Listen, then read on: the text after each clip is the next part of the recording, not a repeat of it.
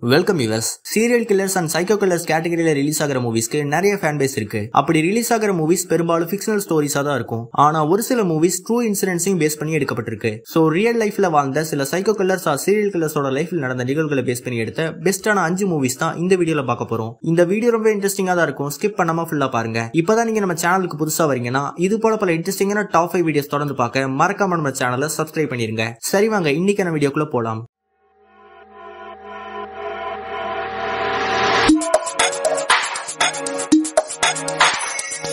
லிஸ்ட்ல 5வது இடத்துல இருக்க மூவி உல்ஃப் கிரீக் 1. இந்த படத்தோட டைரக்டர் கிரெக் மெக்லின். இந்த மூவி 2005ல ரிலீஸ் ஆயிருக்கு. இந்த படத்தோட ஸ்டார்டிங்ல 3 ஃப்ரெண்ட்ஸ் ஆஸ்திரேலியாவில் ஒரு சில இடங்களுக்கு ட்ரிப் போயிட்டு கடைசியா உல்ஃப் கிரீக் நேஷனல் பார்க்ல டைம் ஸ்பெண்ட் பண்ணிட்டு திரும்ப போலான்னு பார்த்தா இவங்க கார் ஸ்டார்ட் ஆகல. அப்போ ஒரு ஆள் வந்து காரை ரிப்பேர் பண்ணி தரேன்னு தன்னோட கேம்புக்கு வரும்படி சொல்றான். சரின்னு இவங்களும் அவனோட கேம்புக்கு போறாங்க. ஆனா அவன் ஒரு சைக்கோ கில்லர். இந்த சைக்கோ கிட்ட இருந்து இந்த 3 ஃப்ரெண்ட்ஸ் எப்படி தப்பிக்க போறாங்கிறதா இந்த படத்தோட மீதி கதை. ஆஸ்திரேலியாவோட ஒரு ஃபேமஸான சைக்கோ கில்லர் தான் இந்த ஐவன் மில்லட். இவனை backpacker killer and the backpacker மர்டர்னு சொல்றாங்க. ஏன்னா வெளிநாடுகள்ல இருந்து ஆஸ்திரேலியாவை சுத்தி பார்க்க வர பேக் பேக்கர்ஸ் தான் இவனோட டார்கெட். அப்படி 1989ல இருந்து 1992 வரை இவனால கொலை செய்யப்பட்டவங்க மொத்தமா 7 பேரு. அதுக்கு மேலேயே இருக்கலாம்னு போலீஸ் தரப்புல சொல்றாங்க. கடைசியா போலீஸ் இவனை அரெஸ்ட் பண்ணி ஜெயில போடுறாங்க. இவனுக்கு 7 லைஃப் சென்டென்ஸ் கொடுத்தாங்க. இந்த படத்தை பத்தி சொல்லணும்னா ஒரு ஒர்த்தான சைக்கோ கில்லர் மூவி பார்த்த ஃபீல் தான் கொடுத்தது. அந்த அளவுக்கு ஸ்கிரீன் பிளே அண்ட் சினிமாட்டோகிராஃபி ஒர்க்கும் நல்லாவே பண்ணிருக்காங்க. அதோட இந்த படம் தமிழ் டப்லயும் அவைலபிள் இருக்கு. சோ இதுவரை இந்த படத்தை பார்க்காதவங்க கண்டிப்பா ட்ரை பண்ணி பாருங்க.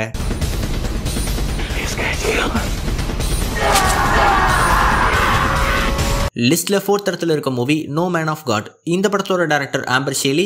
இந்த மூவி 2021ல ரிலீஸ் ஆயிருக்கு. இந்த படத்தோட கதையில FBI ஏஜென்ட்டான நம்ம ஹீரோ டெட் பண்டிங்கிற ஒரு சஸ்பெக்டை இன்வெஸ்டிகேட் பண்றாரு. இவன் ஒரு சீரியல் கில்லரா இருக்க வாய்ப்பு இருக்குன்னு நினைச்ச ஹீரோ அந்த கொலைகளை ஒத்துக்க சொல்லி கேட்கிறாரு. ஆனா இந்த டெட் பண்டி தன்னை ஒரு இன்னசென்ட்னு நம்ப வைக்க முயற்சி பண்றான். இதுக்கப்புறம் இந்த ஸ்டோரியில் நடந்த பல சுவாரஸ்யமான விஷயங்கள்லாம் என்னங்கிறதா இந்த படத்தோட கிளைமேக்ஸ். இந்த படத்துல சீரியல் கில்லர் ரோல பிளே பண்ண லுக் கிர்பியும் FBI ஏஜென்ட் ரோல பிளே பண்ண எலிஜா வுட்டும் ஆக்டிங்ல நல்லாவே பண்ணிருக்காங்க. அதுவும் குறிப்பா அந்த கில்லரை இன்வெஸ்டிகேட் பண்ற சீன்ஸ்லாம் சூப்பராவே இருக்கும். இந்த படத்துல வர டெட் பண்டி கேரக்டரும் ஒரு real life American serial killer தான். 1974ல இருந்து 1978 வரை 7 ஸ்டேட்ல இருந்து 30 பெண்களை கடத்தி ரேப் பண்ணி கொண்டிருக்கான்னு சொல்றாங்க. ஆனா ரியல் கவுண்ட் அதை விட அதிகமா இருக்கலாம்னு போலீஸ் தரப்புல சொல்றாங்க. கோர்ட்ல இவனுக்கு டெத் சென்டென்ஸ் கொடுத்து எலக்ட்ரிக் ஷாக்ல இவனோட கதை முடிஞ்சது. சோ இவனோட லைஃப் ஸ்டோரி தான் இந்த நோ மேன் ஆஃப் காட். இந்த மூவி ஒரு ஒர்த் டு வாட்ச் மூவி தான். ஆனா தமிழ் டப்ல அவைலபிள் இல்ல. இருந்தாலும் உங்க ஃப்ரீ டைம்ல கண்டிப்பா செக் பண்ணி பாருங்க.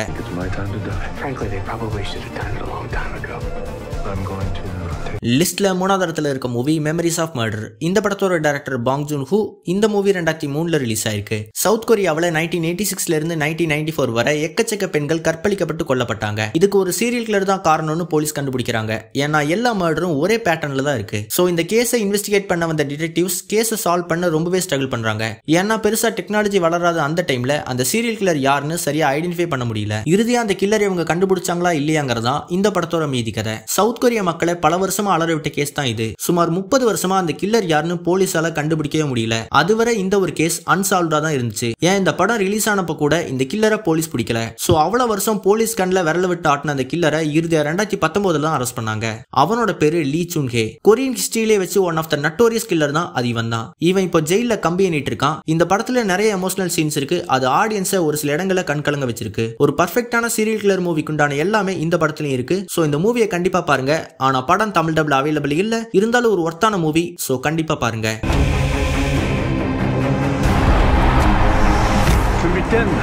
லிஸ்ட்ல 2வது இடத்துல இருக்க மூவி ஃப்ரம் ஹெல். இந்த படத்தோட director Albert Hughes and Helen Hughes. இந்த மூவி 2001ல ரிலீஸ் ஆயிருக்கு. இந்த படத்தோட கதையில 1888ல லண்டன்ல நிறைய பெண்கள் கொல்லப்படுறாங்க. அப்படி கொல்லப்படுற எல்லா பெண்களுமே ப்ராஸ்டியூட்ஸ் தான். சோ ப்ராஸ்டியூட்ஸை தேடி தேடி கொல்ற இந்த சீரியல் கில்லரை பிடிக்க போலீஸான நம்ம ஹீரோ களத்துல இறங்குறாரு. இறுதியா நம்ம ஹீரோ அந்த கில்லர் யாருன்னு கண்டுபிடிச்சு இந்த தொடர் கொலைகளை தடுத்து நிறுத்தினாரா இல்லையாங்கிறதா இந்த படத்தோட மீதி கதை. இந்த கில்லருக்கு ஜாக் த ரீப்பர்னு பேர் வச்சாங்க. அந்த டைம்ல நியூஸ் ஆர்டிகல்ஸ்ல இவனை the Whitechapel murderer or leather ஆப்ரோன்னு எழுதுனாங்க. இந்த படத்துல நம்ம ஜானி டெப் தான் போலீஸ் ஆபீசர் ரோல பிளே பண்ணியிருந்தாரு. அவரோட பெர்ஃபார்மன்ஸும் வழக்கம் போல மாசாவே இருந்தது. அந்த கில்லரை பிடிக்கிறதுக்காக இவர் இன்வெஸ்டிகேட் பண்ற சீன்ஸ்லாம் அவ்வளவு இன்ட்ரெஸ்டிங்கா இருக்கும். படத்தோட காஸ்டியூம் அண்ட் மேக்கப் ஒர்க் ஆகட்டும் இல்லனா ஆர்ட் டிபார்ட்மெண்டோட ஒர்க் ஆகட்டும் எல்லாமே பர்ஃபெக்ட்டா இருந்தது. சோ படம் பார்க்குற ஆடியன்ஸை மூவி டீம் 80s டைம் பீரியட்க்கு கூட்டிட்டு போறாங்க. அந்த அளவுக்கு ரொம்பவே மெனக்கெட்டு இருக்காங்க மூவி டீம். சோ ஒரு பெஸ்டான சீரியல் கில்லர் மூவி. ஆனா இந்த படமும் தமிழ் டப்ல இல்ல. இருந்தாலும் ஒரு ஒர்த் டு வாட்ச் மூவி தான் இந்த ஃப்ரம் ஹெல். சோ ட்ரை பண்ணி பாருங்க.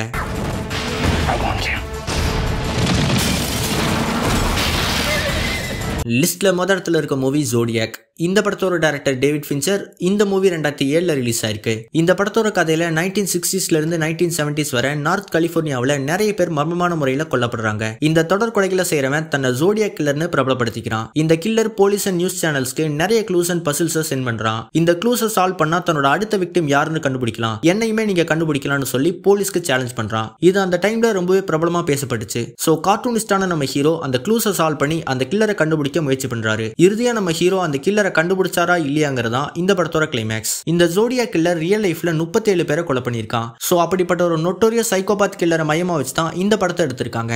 இந்த படத்துல ஜேக், மார்க் ரஃபல்லோ அண்ட் ஆர்டிஜே எல்லாம் மேஜர் ரோலா ப்ளே பண்ணிருக்காங்க.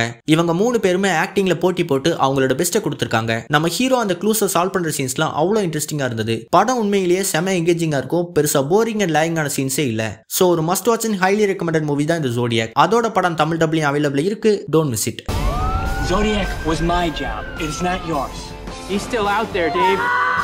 சோ அவ்வளவுதான் இன்னைக்கான டாப் 5 வீடியோ. இந்த வீடியோ பிடிச்சிருந்தா லைக் பண்ணுங்க. அடுத்து வேற எந்த கேட்டகரியில் நாங்க டாப் 5 வீடியோ போடணும்னு நீங்க நினைக்கிறதா கமெண்ட்ல சொல்லுங்க. இதுவரை சப்ஸ்கிரைப் பண்ணாதவங்க மறக்காம சப்ஸ்கிரைப் பண்ணிருங்க. அடுத்த வீடியோல வந்து உங்களை மீட் பண்றேன்.